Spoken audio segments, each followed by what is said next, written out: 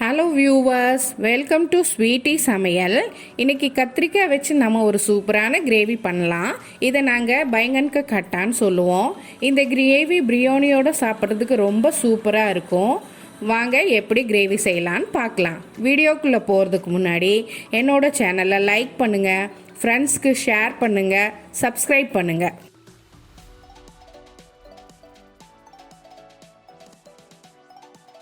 தேவையான பொருட்கள்: கத்திரிக்காய் 1/2 கிலோ நல்லா சுத்தம் பண்ணி இந்த மாதிரி 4 நாளாக கீறி வச்சுருக்கேங்க. மிளகாய்த்தூள் 1 டேபிள் ஸ்பூன், மல்லித்தூள் 1 டீஸ்பூன், மஞ்சத்தூள் 1/2 டீஸ்பூன், நாட்டு சர்க்கரை 1 டேபிள் ஸ்பூன். நீங்கள் இல்லைன்னா வெல்லம் கூட பவுடர் பண்ணி வச்சுக்கலாம். மிளகு 1 டேபிள் ஸ்பூன், வெந்தயம் சிறிதளவு, கருவேப்பிலை சிறிதளவு, வெங்காயம் 200 கிராம், தக்காளி 200 கிராம், பூண்டு 10 பல்லு, வறுத்த நிலக்கடலை 150 கிராம், வறுத்த எள் 150 கிராம், புளி 2 எலுமிச்சை அளவு, ஆயில் 200 ml. இந்த மாதிரி ஒரு பெரிய பவுல் எடுத்துக்கோங்க.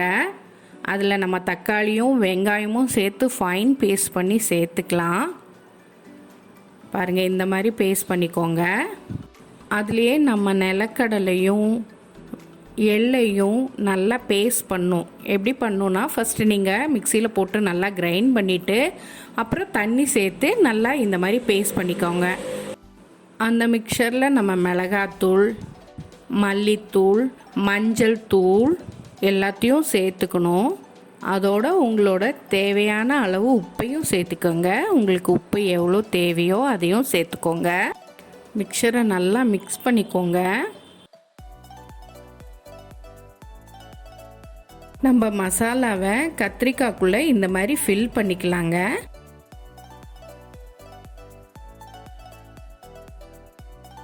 ஒரு அடிகனமான பாத்திரத்தை வைக்கிறோம். அதில் ஆயில் நம்ம ஊற்றிக்கிறோம். நல்லெண்ணெய்னா ரொம்ப டேஸ்டியாக இருக்கும். வெந்தயத்தை ஆட் பண்ணிக்கலாங்க. அது நல்லா பொரிஞ்சிரட்டும். இப்போ அதுலேயே நம்ம பூண்டையும் ஆட் பண்ணிக்கலாம்.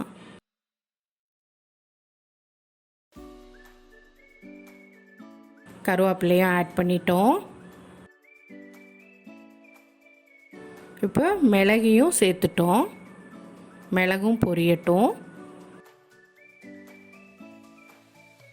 அடுத்தது நம்ம ஃபில் பண்ணி வச்சுருக்கிற கத்திரிக்காயெல்லாம் அதில் ஆட் பண்ணுறோம்.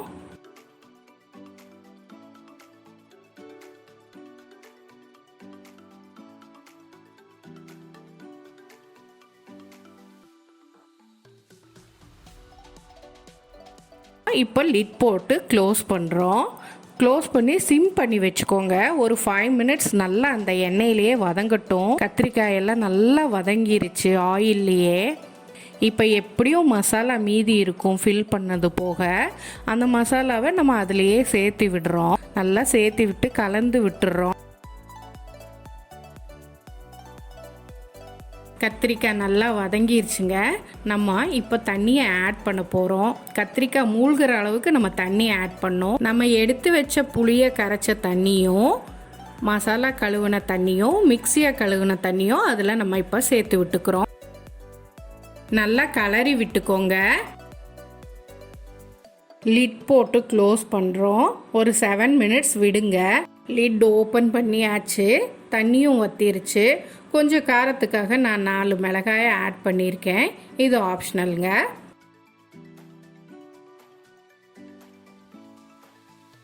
இப்போ நாட்டு சர்க்கரையும் சேர்த்திக்கிறேன்.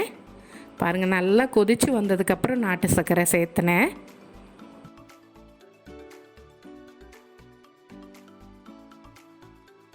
கத்திரிக்காயில் நல்லா மசாலாவில் பிடிக்கட்டும். நம்ம க்ளோஸ் பண்ணி ஒரு 5 மினிட்ஸ் விடலாம். ஸ்டவ்வும் சிம்லேயே இருக்கட்டும். நம்மளோட கத்திரிக்காய் கிரேவி சூப்பராக ரெடி.